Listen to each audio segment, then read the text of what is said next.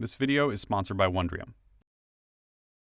So my tool wall has looked exactly the same since I moved in 5 years ago, and I really just screwed things to the wall that I thought would be useful, and at the time I thought it looked pretty cool, but right now I think it looks awful. So what I'm going to do in this video is I'm going to be taking down my entire tool wall, reorganizing it, repainting the wall, and building a bunch of custom tool holders out of walnut, brass, and a little bit of patterned plywood, all things that I already have in the shop.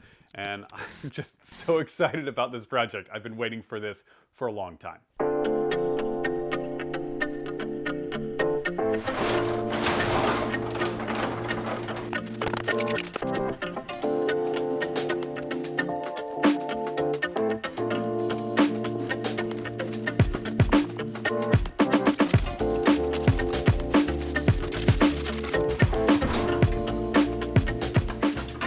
With a quick coat of black paint, it was already looking a ton better, and I was excited to start making some new tool holders.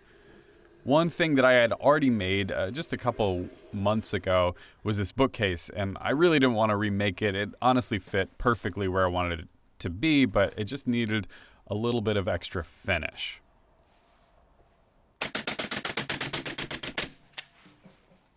This is veneered white oak plywood that's left over from an old build. I just didn't like the edge grain being exposed. So I had some leftover edge banding, some walnut edge banding, and I kind of like this two-tone look, especially because I know the rest of the tool holders are gonna be made out of walnut, so it'll match pretty well. Speaking of tool holders, the first one I'm going to tackle will replace this plastic bin that I've just had screwed to the wall. It's the one that came with my drill bits. Now these drill bits I use almost on a daily basis. They're super handy, but that case just takes up way too much space. So I came up with a design that's a lot more compact, and I think it's going to work way better. So there's two different types of drill bits in that set. One is a Forstner bit, which drills really nice flat holes. They also are a lot larger than the other set, which is brad point bits. And brad point bits are great for woodworking because you can use a scratch awl to make a divot, and then they follow that divot really well. They center really nicely. So I like both these types of drill bits. They have their different uses, and they're also built very differently, so I'm gonna have to come up with two different designs for the two different styles of bits. The one that I'm starting with is for the Forstner bits. These all have pretty consistent shank sizes. The largest sizes go up in shank size, but all the small ones are exactly the same shank size. So I'm just making a couple of spacers on my picture frame sled. This sled is great for making small miters and things. If you haven't seen this before, I have a whole video on it, as well as plans on my website if you're interested. It's super handy to have in the shop. Now you can see how those spacers are working. Basically, I'm just putting each Forstner bit in with a tiny shim in between, and I'm using this Chinois 45-degree gauge to just make sure I'm staying at the right angle. Once they're all in, I'm just nail them off and can remove the Forstner bits and glue on the other side.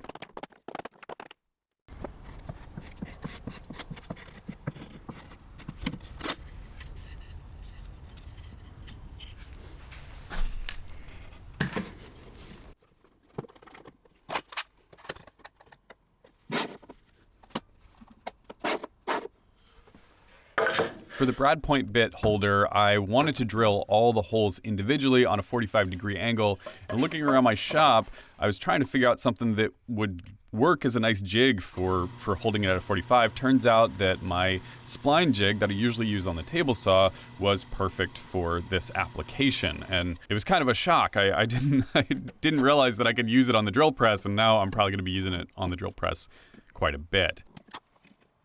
When I went to figure out the spacings of the drill bits, I just went back to that original plastic case, measured those out, and matched them on the tool holder, and that seemed to work out great.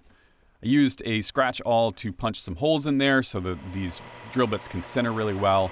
And the other thing that I did was I stepped up the bit size, so each bit is actually a size larger, a 32nd of an inch larger, so when I go to put these in or remove them, they're not going to bind if the wood expands or contracts over time.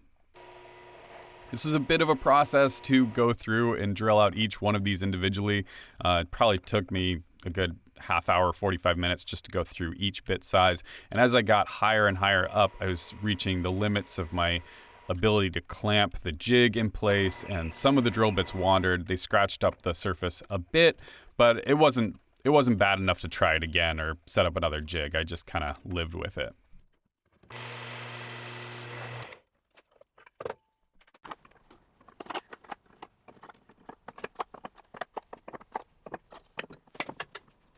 The spacing seemed to work out really well, and I gave them a bit of a shake to see if they would fall out.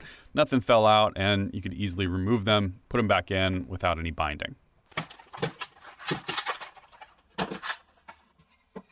The Forstner bit holder required some cleanup because I left those center sections long. I also did some shaping on the sander and realized that I didn't have a good mounting surface for it, so I pulled out a scrap piece of walnut, rounded the ends, and drilled some holes in either end so I could glue it to the back side and mount it to the wall.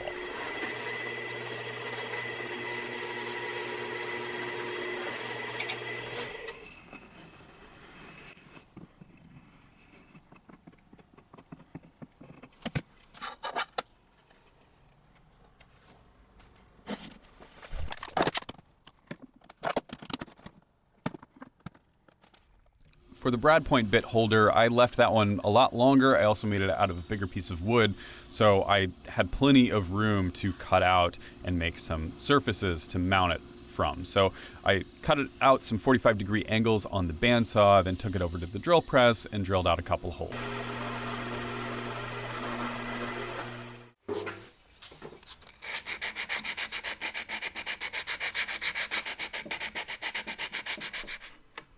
The old plastic case had markers for each drill bit size, and I needed to replicate that somehow. I was thinking, and then I realized that I've got a Shaper Origin in my shop, and I've seen that you can engrave metal with it. I haven't tried it out before. This is my first time trying it, and I have to say, I messed up the very first one because I plunged too far, but once I got the settings dialed in, it just worked beautifully.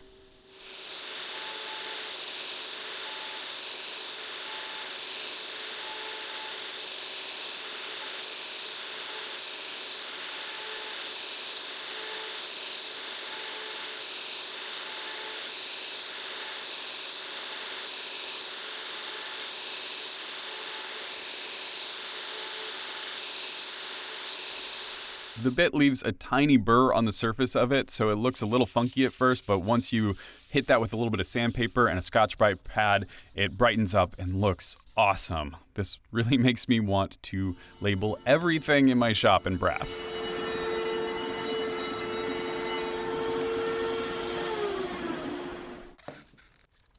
I routed out a 1/4-inch groove in each piece and then mixed up some Total Boat 4-min epoxy, laid that in the groove, and glued them into place, making sure that they were facing the right direction.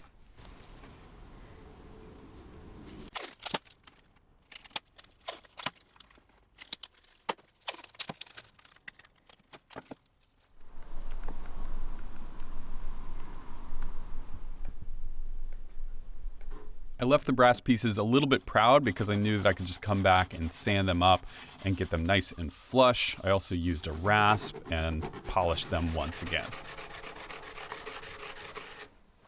After that, they were done and they looked pretty darn good.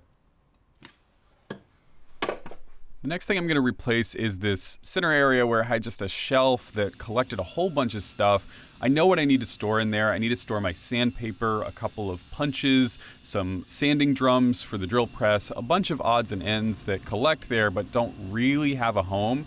So I came up with this design for a small floating shelf/drawer box that's going to be open at the bottom and have drawers at the top.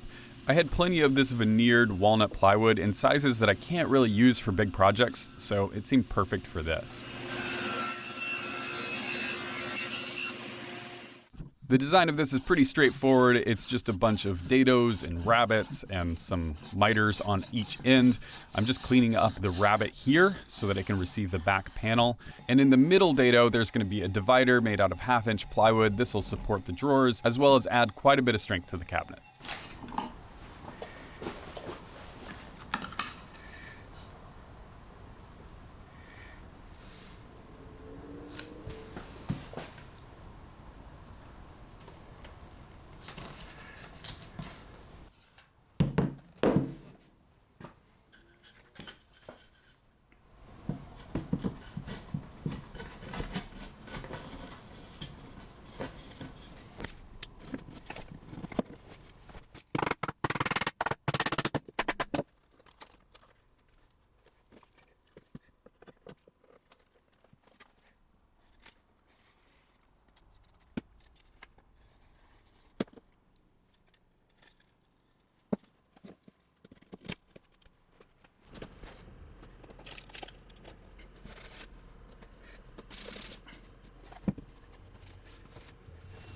As I waited for the cabinet to dry, I started in on the hardwood edge banding.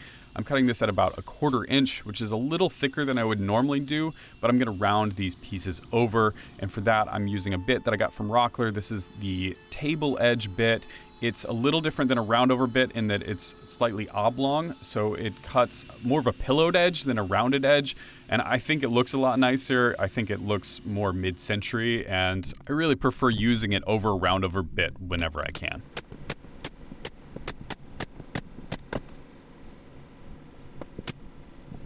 To get the miters to match really nicely, I like to glue on the first 2 pieces, the top and the bottom, and then use a fresh piece to mark between those 2 where I want the miter to be. And then I can take it over to my miter cutting sled, cut it approximately where it was, maybe a little bit wide, match it up, and keep going back and forth. I'm not showing all the back and forth, but I probably cut this 3 times before I actually glued it into place.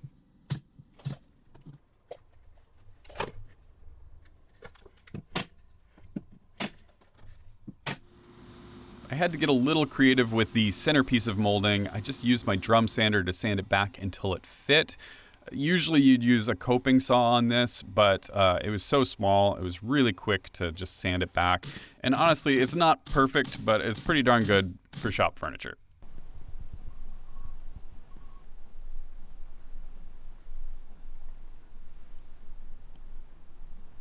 So I mentioned before that I want to store my sandpaper in here. Really what I want to store is this sandpaper holder, which has 1/8 sheet pieces in it. I like this for detail sanding. I keep a block in there. And honestly, the original holder worked great. The construction was fine on it. So I'm just repeating that same construction and making it fancier because it really didn't match the rest of the walnut.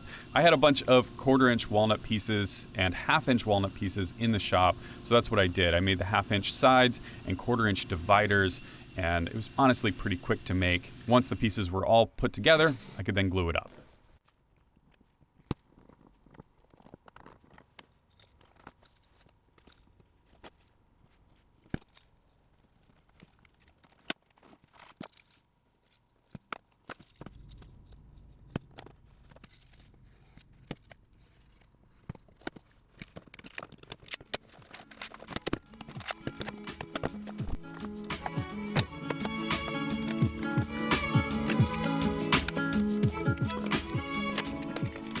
In my opinion, the greatest thing about woodworking is there doesn't seem to be a limit to what you could learn about the subject. I love learning new things and expanding my knowledge, and that's why I'm excited to be working with Wondrium.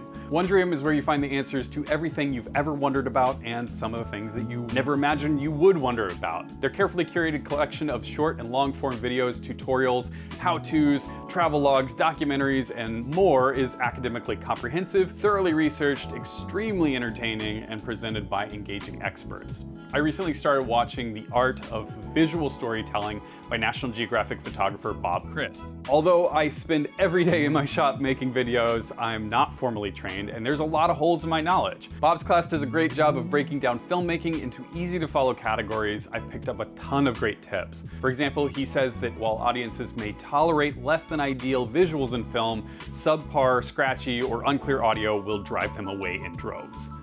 I really wish I could redo some of the audio in my old videos. He explains how to achieve better audio along with tons of other great advice. If you've ever wondered about anything, Wondrium will be your new favorite place.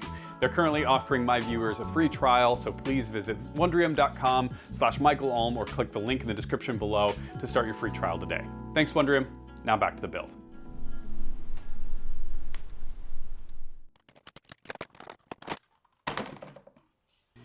I wanted to add a handle into the side of this box, and for that I'm going to drill a couple of holes, but I don't want it to blow out on the other side. So to prevent that, I just took a C-clamp and a scrap piece of walnut and used it as a backer board.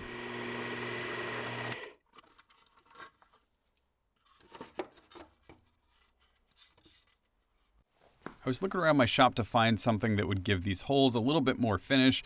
What I found were a couple of brass grommets. These are solid brass, so they'll polish up really nice, and when I put the cord in, they'll act as like escutcheons around them, which will give it just a little nicer of a look. If you've been following this channel for a while, you'll know that I had to add a little bit of my signature patterned plywood to this project. These panels came from my video that I put out a little over a month ago on how to make patterned plywood with colored veneers. If you want more information on this, go check out that video. It's a really fun process, and there's a lot of different patterns that you can make with it. I'm using these panels to make a couple of drawers that are going to go on either side of that little sandpaper organizer. These drawers are also going to need some handles. For that, I'm going to be using some solid brass rod.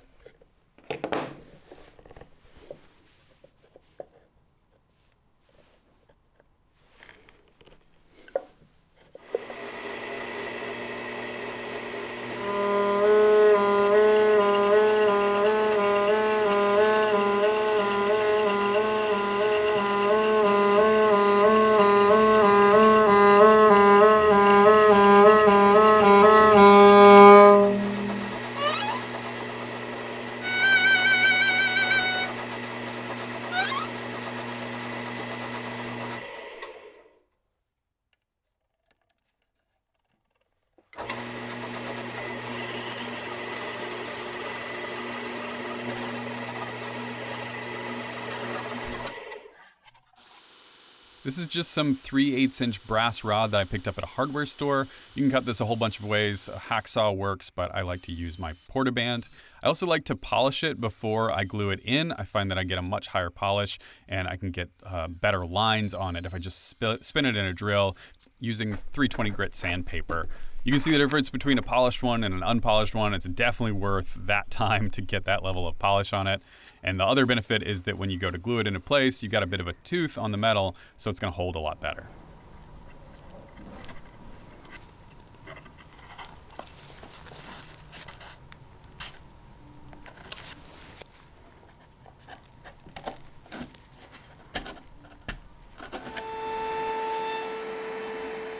One of my goals for this year is to use more hand tools, and traditionally you'd make like a till for your hand planes, but I don't honestly have that many of them, so I just decided to do a couple of floating shelves.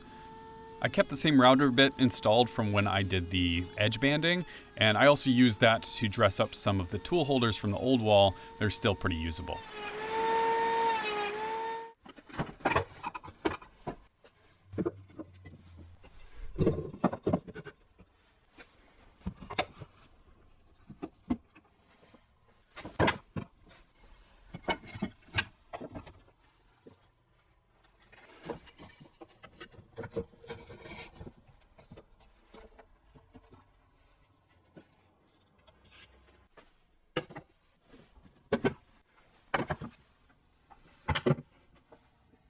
Once I was happy with the placement of everything, I took all the parts back down and got ready to apply finish.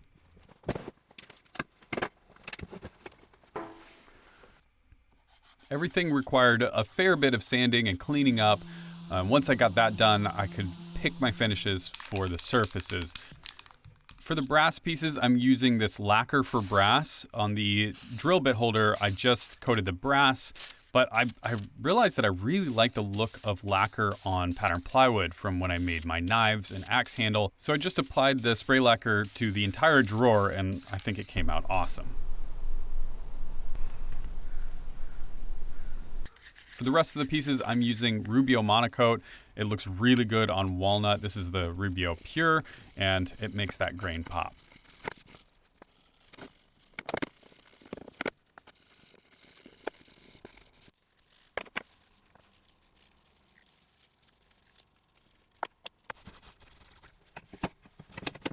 One thing that I still had to do was finish off the handle for the sandpaper drawer, and I looked around my shop and found my stash of color cord from the last time I built a light fixture, and this stuff looked like the right thing to use.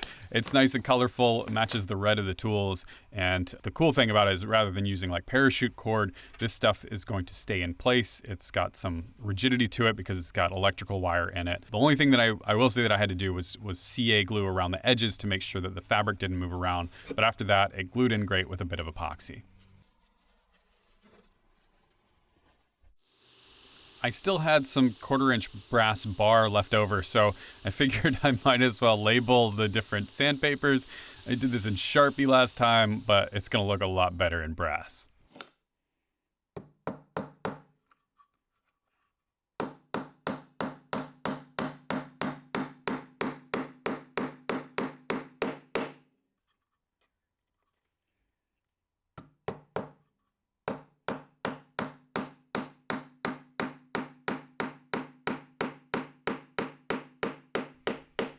After waiting 24 hours for everything to dry, I was ready to assemble the entire tool wall.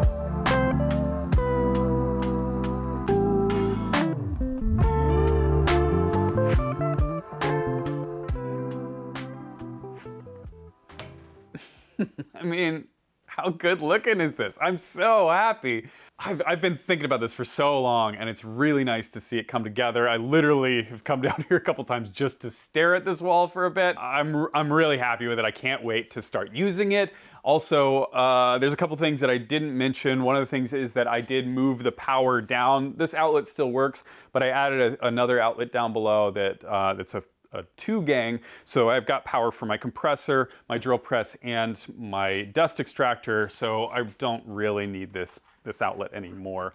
I also added a little rack for my C-clamps down here. I didn't film it, it's pretty straightforward, just a brass rod and some pieces of walnut, and I also would really want to do some machinist drawers over here, but I've just run out of time, so I'm gonna have to save that for another day.